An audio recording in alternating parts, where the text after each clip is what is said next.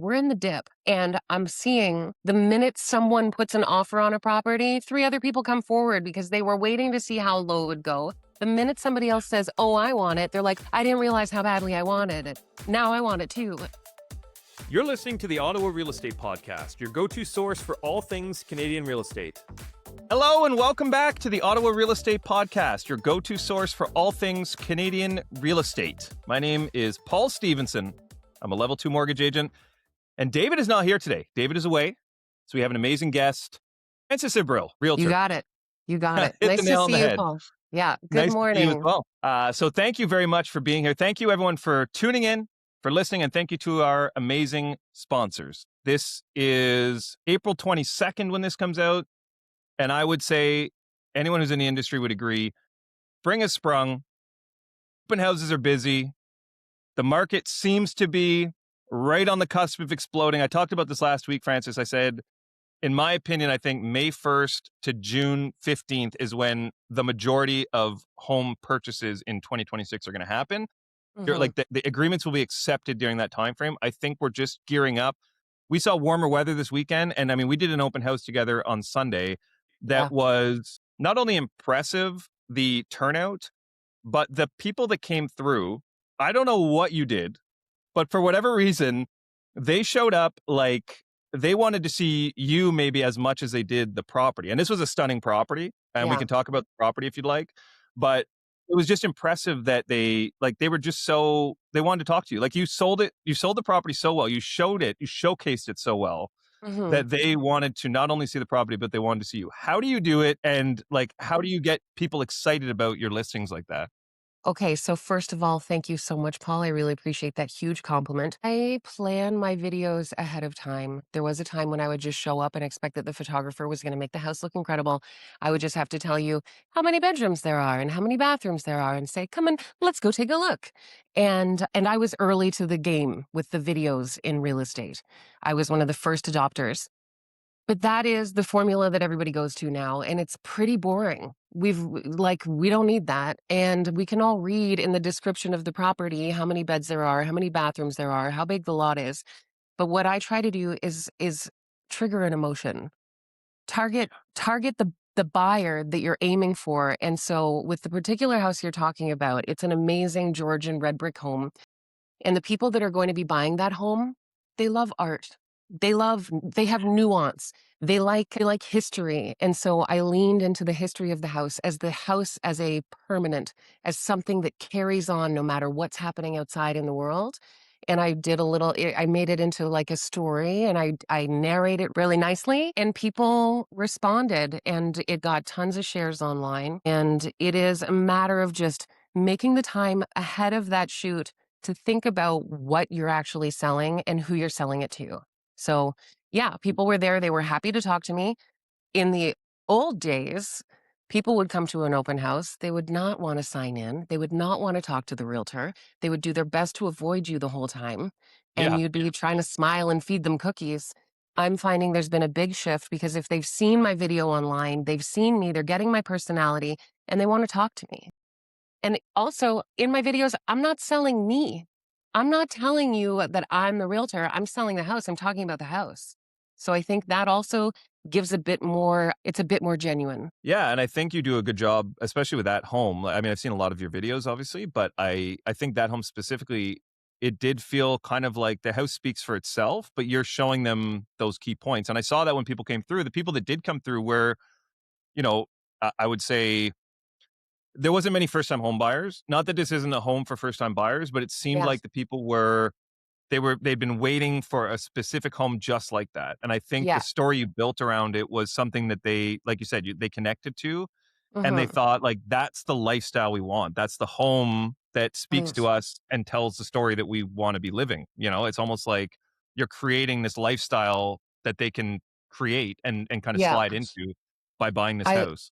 I love that you brought that up because there was a young couple that came through and they said, well, part of us would like to build our own home and have some land, but then another part of us would really like to be a steward to a home and Wow. understand. Yeah. And I was like, oh my God, they get it. That you are a blip on this home's timeline. This home Mhm. has seen so many families and it has brought people in and out and it's watched graduations and babies and everything. And you're a steward for a short time before it goes on to the next person. And I think that's really beautiful. Yeah, so 2 things there that you just made me think of. One, people that came through not only were buyers, we had a friend of yours that came through who was a lawyer, Yeah, and he previously had this home as his th- office. So that's he right. was explaining to me while you were, kind of showing people around, he was explaining to me that this was his office. He's telling me that, he did this specific baseboard and he added this handle onto this door. And like he was connected to the property. You could see it in his like very Yeah, intelligent man. We talked yeah, for hours, well, close to an hour probably. A lot of mutual connections and stuff. Really, really cool man. But in general, just his connection to the property was evident. Like you could yeah, feel that he was reminiscing. He was looking around, he was remembering the experiences he had in that space, which is yeah. incredible. Like that speaks to the property. That's when the home is not just a setting, but a character in your life. And you could see it. And I said, well, buy it then. Yeah. You can have it back. He said, Yeah, my yeah. wife would kill me. Yeah. Yeah, he said when he left the house, she's like, "Don't even think about it. Don't you Yeah. dare." He knows. Yeah, but the other thing I wanted to touch on, which I think is really important, is that, like, when you're listing your house Hmm. and, you have had memories in there, maybe you raised your children there, it speaks to you. It means more to you than it will the next person automatically because as you said, it's a character in your life. It's part of your story. Hmm. But you need to hire someone, and I see this all the time. You need to hire someone as your agent that gets your story and is gonna tell that story properly. Like, I was out Yeah. yesterday, as an example, and there's this property that I know has been listed in town for, I wanna say, almost a year. Like, I can't remember when Hmm. it wasn't listed, and I walked by this property yesterday, and there were the sign, the listing sign, the actual for sale sign was kinda knocked over, and the topper was, like, was offset, and the sign itself, the frame was all rusty.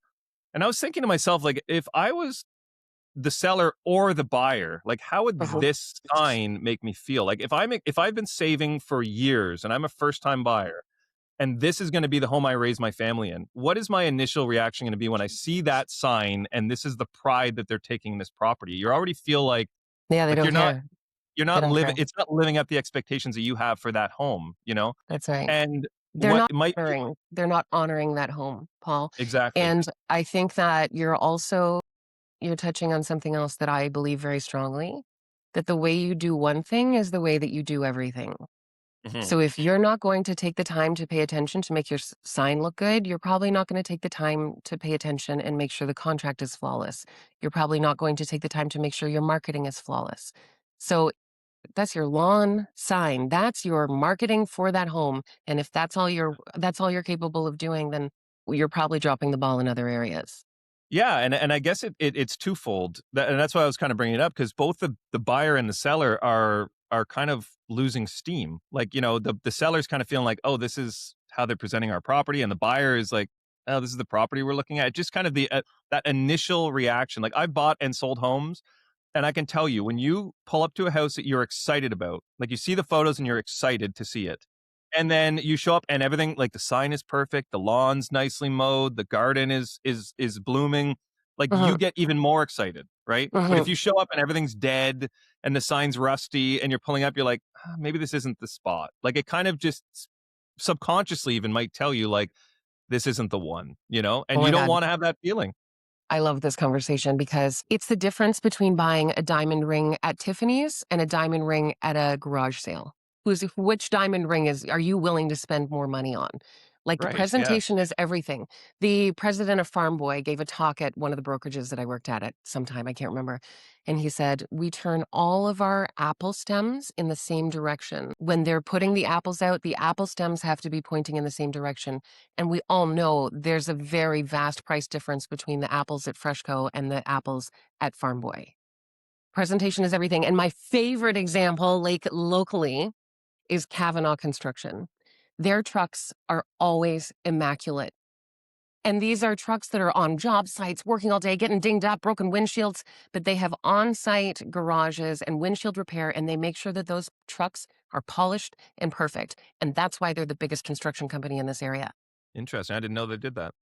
Yeah. One of my clients works in that garage and he fixes them all up and makes sure they're always beautiful and shiny. Wow, that's interesting. Yeah, and even when you drive down the highway, like, every child is noticing the 2 trucks on the side and talking about it, with the Yeah, Christmas lights and everything on Highway yeah, 7. yeah. Yeah, it's very And you can interesting, but only you're right. imagine what Tommy Cavanaugh was like as a little kid with his trucks. He probably treated them like precious gems. Right, yeah. And presentation and branding is it's so important to every industry. Yeah, I agree, and in our industry, I think even more so because you're selling you're selling the sizzle to get people in the door, but then once they're there, it's the energy, it's the space, it's everything that's inside of the home, which kind of leads me into the next thing I wanted to ask you about because we talked about radon, when we were at the open house, which I'm fascinated by it because I think there's a huge amount of people that are not aware of how this can impact their home from a health concern standpoint. Can you just educate us, I guess, on what is radon and how can it impact your well-being, I guess, within your home? You bet. So I have a good knowledge of radon because I grew up in a town called Port Hope, Ontario, that is the home of a very historic uranium refinery. And so understanding radioactive issues has always been a part of my life. Also, I worked as a reporter for many years. I've walked the town with a Geiger counter. I sort of have predisposed knowledge. The government lately has been sending out mailers and trying to make people more aware of the danger of radon because next to smoking, it is the leading cause of lung cancer. But it Wow. takes long-term exposure from radon, and it is something that is in everybody's house. It comes up through the ground, and in Canada, our standard for acceptable limits is 200 becquerels. Internationally, it's more like 100, but because Canada is such a country with so much bedrock, we have to allow a little bit more. It's just what Mm, we live with. Okay, so I have my own little radon tester here, and I plugged it in when we first started talking, Paul, and I'm at 82. I'm well within acceptable limits. You're okay. going to find your highest levels in the basement. So whenever you're testing, you should test the basement. If you find that you have high radon levels in your home, there are ways to fix it, and usually it's never going to cost you more than 3,000, 3,500. And what they do is they punch a hole in your floor and they go down to the gravel, put a pipe in, pipe comes up, there's a lump in the pipe where there is a fan that simply circulates the air out from underneath your foundation and then puts it out the side of the house so it can be dissipated. And I have seen homes with over 600 becquerels go to zero like that. So it's something that can be taken care of. It's not a risk you have to live with. And you can buy one of these little detectors on Amazon for something like $130 now. The technology has become a lot more accessible. And this is completely different, just so people understand, it's completely different from, like, the CO2 Totally meters and different. stuff you have in the house. Yeah, this is what they call a silent threat. This is a completely silent threat, and it's long, long term. So how is this not more commonly discussed when people are buying homes? Because, I mean, especially you said Ottawa is, Okay, so this like, is has an also an awesome higher. question. Yeah, Carleton Place, Ottawa, especially around Orleans, it's prevalent. However, to get a proper radon test, you're supposed to test for 90 days because it fluctuates so rapidly. So if there's a storm coming, the pressure drops. What is that? Barometric pressure? The atmospheric pressure drops, which draws more gas out of the ground. So you're going to see elevated levels if there's a storm coming. In the winter, everything's covered in snow. So where the radon gas would normally come up through the lawn, it's going to come up through your house because your house is the path of least resistance. So to have any definitive test, they say 90 days minimum. So when we're going to do a home inspection, we've got 1 3-hour window and we plug that thing in and what we're getting is a snapshot of that point in time. My rule of thumb is if it is elevated, it's something that we have to be aware of and possibly remediate.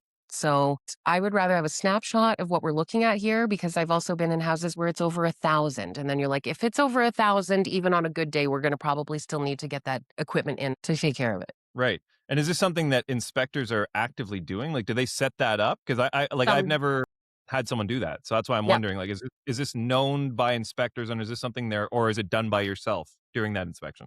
some inspectors do it. If there's an inspector that's doing it and it's a concern of my client, because I always have these conversations with them, then I'll bring it. Or when someone moves into their home, they can borrow mine for a period of time just to make sure their levels are okay. But it's something it's in a lot of homes, and I don't know the percentage where it's over the 200 threshold, but I think it's a lot more than we realize. Right. So risk factors are an open basement, homes that have a sump pit that is not covered, homes that have punctures through the foundation wall. Those are where you're going to see your highest readings. So bringing the radon gas down is sometimes even just a matter of covering those holes. Interesting. And I think this is something not a lot of people know about. So I think we'll have probably follow-up questions on this. Are you trying to grow your mortgage business? Centum has the tools and support to help you take your business to the next level. Get access to everything from free, unlimited custom marketing to daily direct pay. Find out what your business can do with Centum. Learn more at joincentum.ca. Are you thinking of buying or selling a residential property? Relationships are at the heart of every real estate transaction at Carleton Avocat Lawyers. We love to bring residential buyers, sellers, agents, lenders, mortgage brokers, and the law together to close the deal for you for an effortless client experience that opens doors. Call us at 613-744-4488 or visit our website at carletonlaw.ca. Let's get to the heart of your deal. Your home is one of your biggest investments, and the team at Big Westboro can help you protect it.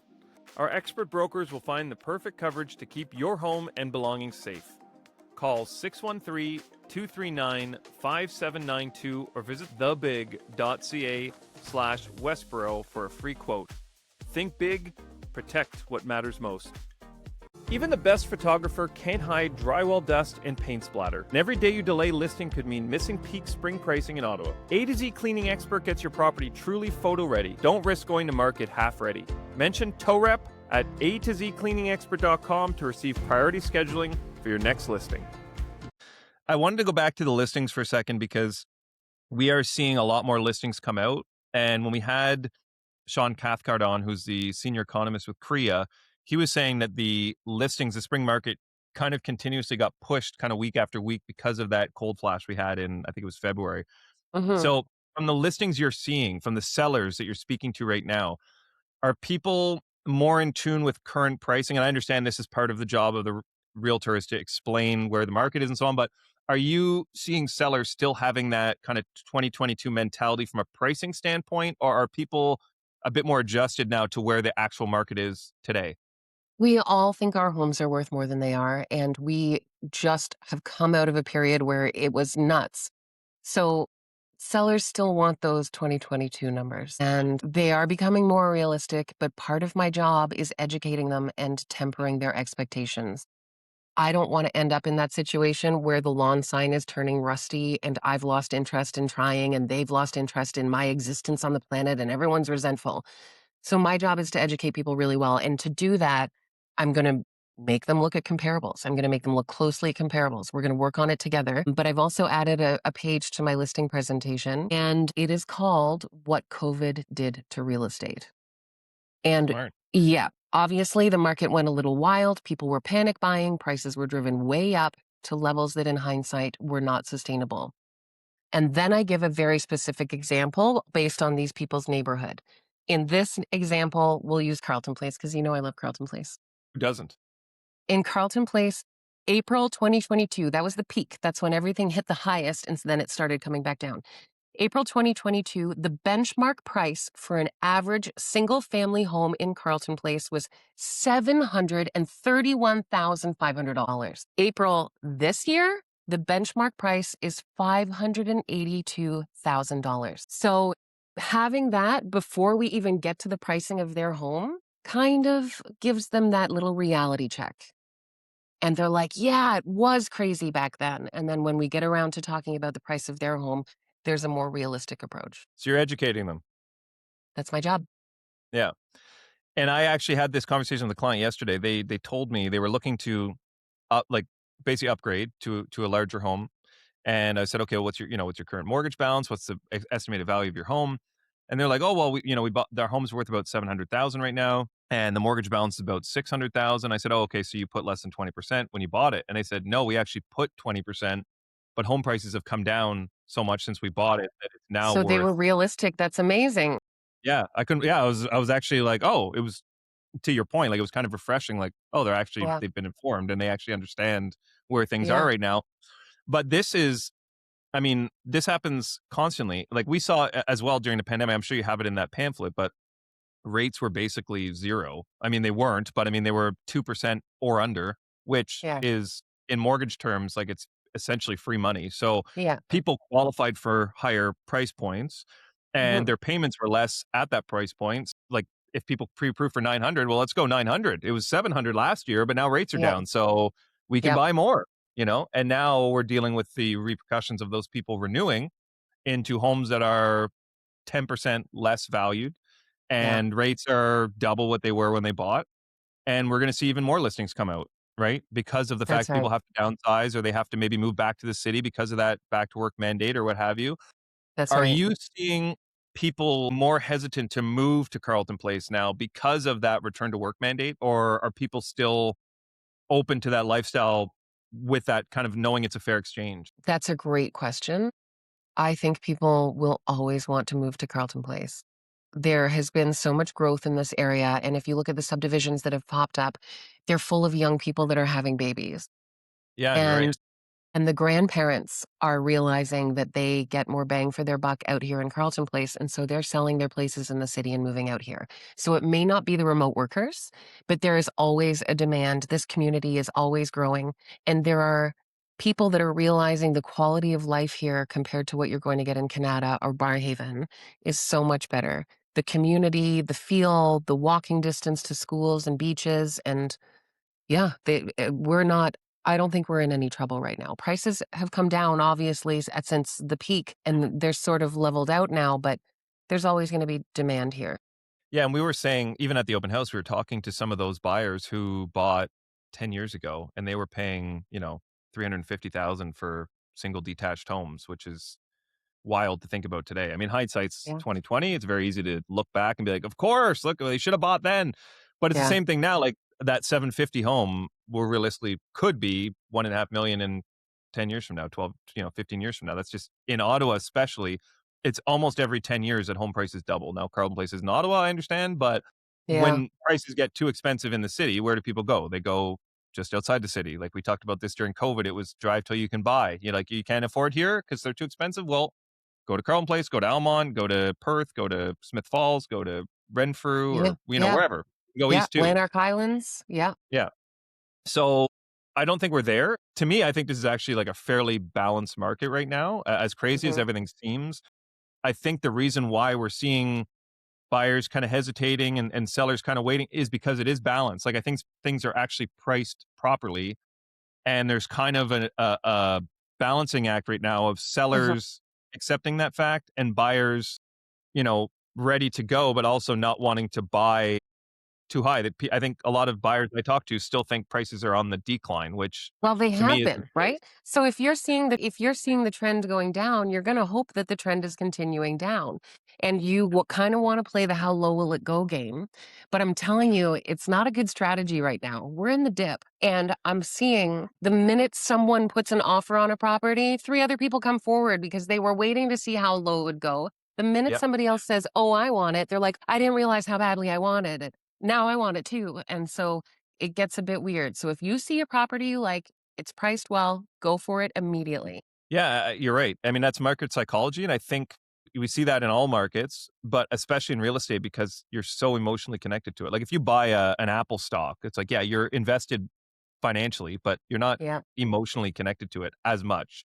If it's your house or something you're going to live in with your family or raise a family in, you're more emotionally connected to it. So that emotional response and the action you're willing to take is going to be Mhm. more dramatic because of the emotions connected to it. So when people get into those offers, like that house we talked about, if there's multiple offers and people say, this is, we want to, what was the word you used? They want to take Steward, over be the steward of a steward. home. Yeah, they want to Yeah. be the steward of the home.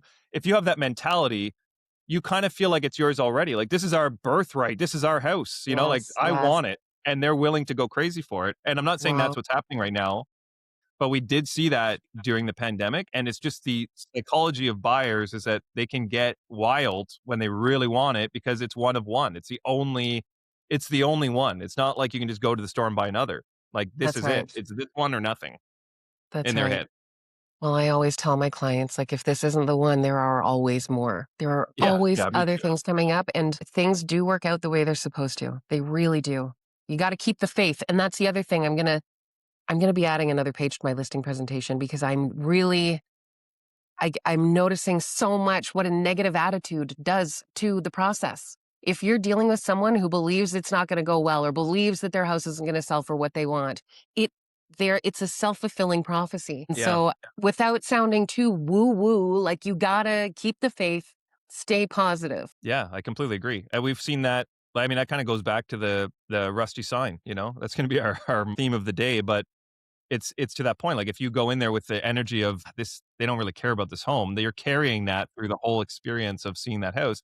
If you show up and you're like, wow, not only the photos look good, but look at how beautiful this curb appeal is. You're Yes. walking in there with excitement and positive energy, and that is going to reflect in, everything, every aspect of that transaction. And the sellers also, like that home we were at, isn't like they had. I walked in, it was a smell of fresh baked cookies. The floors had a little bit of a character creak to them. Like everything is Mhm. just like you envision yourself living there. Like it feels like this could be my house, and that Well, totally and changes the that's dynamic. if we can do everything to the best of our ability from day one, then there's no doubt that we got the best price that we could. If you cut corners and you don't do everything as well as you possibly can, from cleaning the house, staging the house, photographing, videoing, if you don't do everything to the very best of your ability, you will always have a little bit of doubt inside of you that you could have got more. And I don't want to live with that. I don't want to live with that inside of me. I don't want my sellers to have that kind of suspicion that we could have gotten more. So putting a listing on the market, it should be taken really seriously. So, last question I have for you today, Francis. Is there anything you're seeing in the market right now that is surprising you? It's the multiple offers. It's the people are waiting for it to drop and drop and drop. And then when they see something of real value, they act on it. They're moving. People are losing with the full price offer. And they're not going drastically above. I did have I have a friend who sold one in Canada for 80K over in the middle of February, and the house was priced well. But like, just when someone sees the value and the house is clean, and I can't emphasize cleanliness enough, people want it. If there's a little bit of dirt in the corners or the light fixtures are filthy, it takes the shine off the thing. It's like putting the stem the wrong way on the apple. It doesn't excite people. But when everything is clean and cared for, it's mwah. It's also that thing that that je ne sais quoi, like you walk in, you're like, something is not right here. It's the stems. You know what I mean? Like if you walked into Farm Boy and one day the apples were all over the place, you might not pinpoint what's off, but you'd be like, Farm Yeah. Boy feels different today. And like Yeah. you don't know why, but it's Yeah. the apple, Yep. or I whatever. want to buy today I buy oranges. Yeah, yeah, yeah, Yeah. exactly. I'm not Yeah. feeling apple today. I don't know why, but Francis, I think we're about ready. It's time for some mood boosts. Now, I know you've been Okay. on before. We end every show with some mood boosts, lift the moods. Usually the show is, I wouldn't say as positive as it is today. Not that we're always negative, but, mood boost is a good way to end. So I got 3 today. Number 1, I love jokes about eyes. The cornier, the better. Oh my god. Okay, thank you for that, Paul. Yep. Yep. Number 2, as you know, I used to work in finance, but I lost interest. And last but not least, my friend designed an invisible airplane, but I just can't see it taking off. Well, I like that. That one, that's your winner today, Paul. Thank you. Yeah. Your kids would also like these. They're quite Do you childish, want to but hear my best joke? Do you want to hear my best joke? absolutely. Two guys rob a bank. Later that night, they're celebrating, and one holds up a bottle and he says, "Is this whiskey?" And the other guy says, "Not as whiskey as robbing a bank." Wow. Wow. Enough. That's gold. It's gold. Thank you, Francis, so much for being here. Always appreciate your insights. And I think listeners got a lot out of today. I think you gave a lot of really good information. And for anyone who is looking to find you online, like where can they find you? Where can they follow you? Give So us all your details. well, Instagram is good, which is at Febbrell, Febbrell, or francesebbrell.com, or yeah, just Google me. You'll find me. And what about your amazing page out here that you're running, Carleton Place? Living in Carleton Place. Thank you for bringing it up. So I have a page called Living in Carleton Place where all of the town's business and all of disgruntled neighbors and everything that goes on is there. So that's a lot of fun. But I post videos every week about what's happening this weekend in Carleton Place, and you would be amazed about how many things are happening in Carleton Place all the time. It's my little secret. I do Your sometimes guilty go on there pleasure? just for the drama. Yeah. So I go many on, I people just tell start me it's scrolling. yeah. Yeah. So many people are like Saturday mornings, I just want to sit down and look at all the people bitching and living in Carleton Place. Yeah. It's Yeah. awesome. Well, thank you so much for being here. We'll definitely have you back. And thank you everyone for tuning in. Thank you to our amazing sponsors. We'll see you next week, 10 a.m. Wednesdays. Be sure to follow us on all of our socials, and we'll see you next time. Have a great week.